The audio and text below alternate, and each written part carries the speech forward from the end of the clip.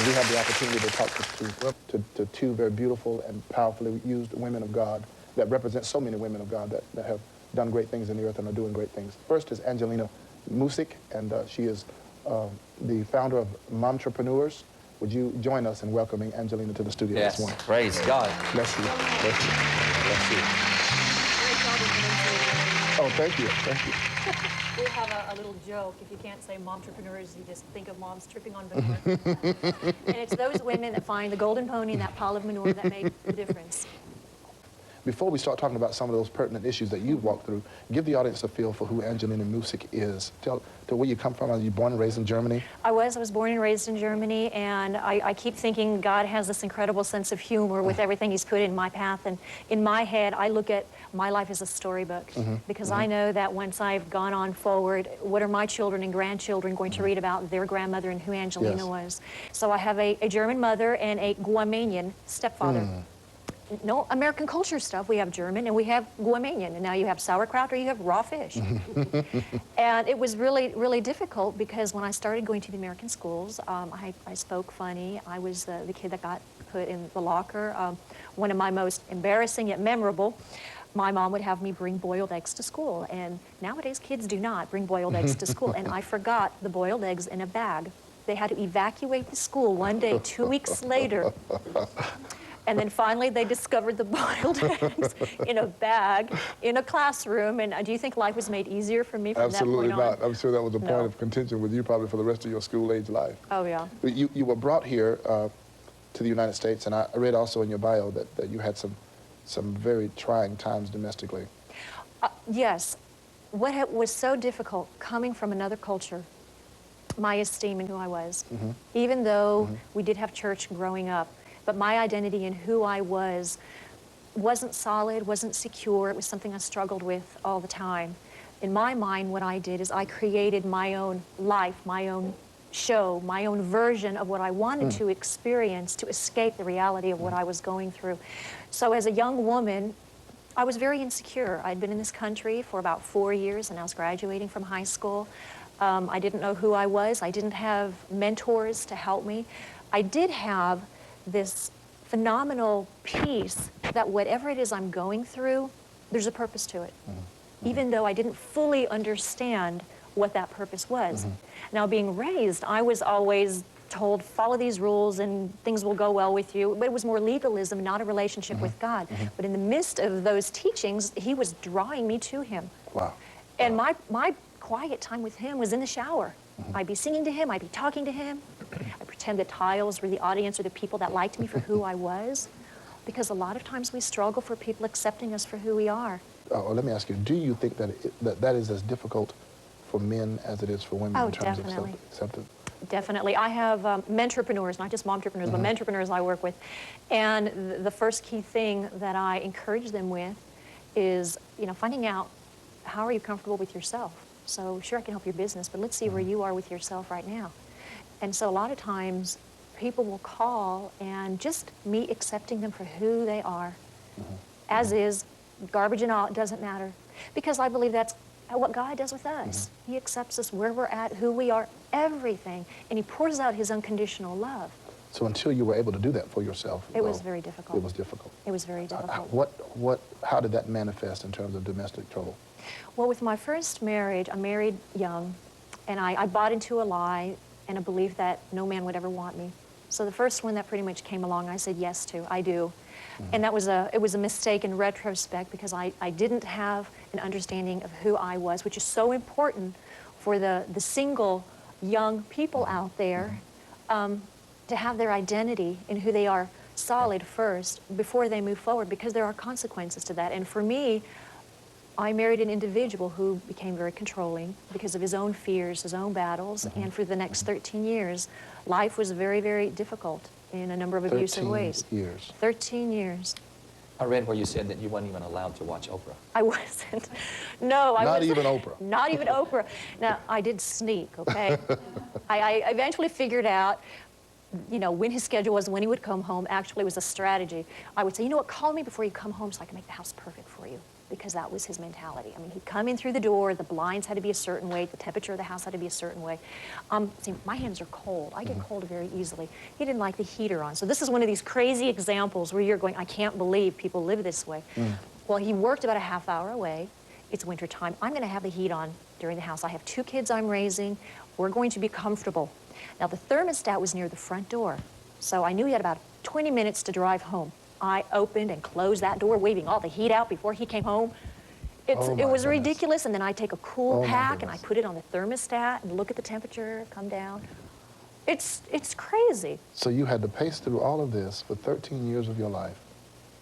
And I have this perception, you know, God, you know this is going on. I have no idea why you're having me go through this, other than it's going to be a fantastic story because some of the stuff is so ridiculous, it's hard to believe. But there are a lot of women and men, they go through this way of life. You used one word that really stuck out with me. What's that? Perseverance. When you used that in your bio. And I stopped at that point and I got my thesaurus dictionary and I looked up the word perseverance, and it says just keep hammering away. That's right. And that's, out of everything that I read, I think one of the major things that has put you where you are right now is that in spite of everything you've gone through, you just kept hammering away. Yeah. What And- choice do you have not to? Really? You give up your freedom, your rights, your identity, your joy in living. But you know, Angelina, there's somebody out there Right. who has taken the other choice. That's right. And they have folded and caved in and have decided that this is the sum total of which life offers me. Would you take a minute, look in one of these cameras, and just speak to those women even who have gone through these horribly ridiculous circumstances, and allow the Holy Spirit to use you to lift them up out of that, give them a new, fresh sense of hope. God sent you here today for the people that are sitting out there now. Take a few minutes and minister to them. The one thing that I know has helped me press forward is to address what I believe. I believed a lot of lies for a period of time. And God was faithful in putting just the right person at just the right time in my path. And I was at a very low point. And I decided to receive her words of encouragement. It was very chaotic growing up with different cultures, feeling rejected, feeling as if I didn't fit in. It was scary because I didn't know where I wanted to go in life. And I did create this little story in my head, the what if, and wouldn't it be nice, and I did have a peace that I didn't understand as a child that was a reliance on God, even though I didn't know it was God. And the fact is that believing just a little smidgen, the reason I'm here is I have a purpose. And I may not know what that is, but if I can just believe that piece and start asking people, what do you think I'm here for? Because sitting in a state of depression and feeling so hopeless and helpless is not where you're supposed to be at. That may be where you're at right now, but that's not where you're supposed to be at. You're supposed to understand that you can find peace, which is a process, in the midst of chaos. And I did without realizing how I was doing it. And just the little droplets, the crumbs that fell off the table, that somehow God orchestrated by putting certain people in my path at just the right time, gave me enough hope for me to hold on to. It was living life by a thread.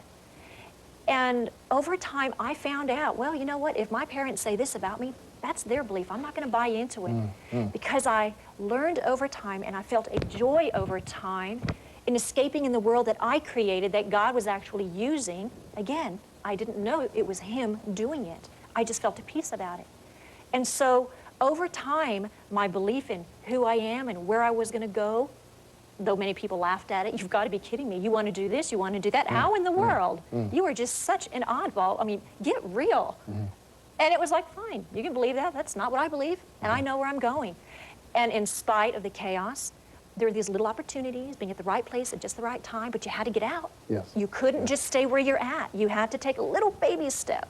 And if it even means going to your mailbox and saying hi to the mail person as a baby step, do it. You essentially have to do something different in order to get something different. You can't keep doing the same thing and expect a different result. That's right, but if people understood more than anything that the burden and the heartache that they're feeling right now and what they believe about themselves is a lie, it's a lie. That's not the way it's supposed to be. And if someone tells you otherwise, they've got problems. So don't hang out with them. So essentially for you, as it is for every person, what you believe determines how you behave. That's right. So if you got your belief system right, then you're going to have right behavior that will bring you to your right destiny. Let me show you something really silly. When I'm having weak moments, I created this for myself, okay? This is an audio cover of something I'm creating. It's not completely done yet, but I've set a goal. And when I have this hanging up in my office and I'm having an out of sorts moment, I look at this because that's me when I'm having a good moment. And I remind myself, that's who I am. I'm not the person who's been pulled down by sharp words or discouragement from somebody else's belief system or insecurities or fear. This is who I am. I'm a happy, terrific, awesome, talented person. And you are too. And if no one has ever told you that, I'm telling you right now, you are. And if you just closed your eyes and you just breathe and imagine in your head, this is who I wish I could be. This is what I want to be doing. This is where I would love to go, but you don't have the support around you. Call the station here. We have so many resources. Yes. There is no excuse for you to be living a life that is lesser than it needs to be. Do not settle. And for the women and the families that are going through the domestic situations, there's so many resources. I use the internet to get out of mine.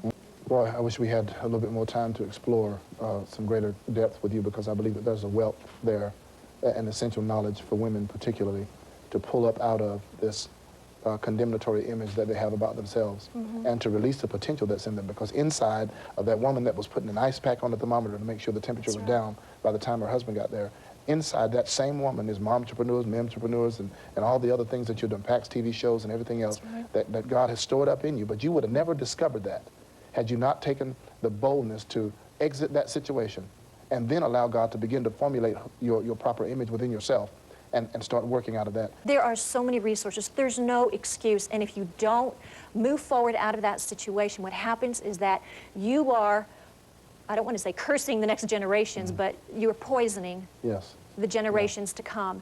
And is that the legacy you want to leave behind? That is so good.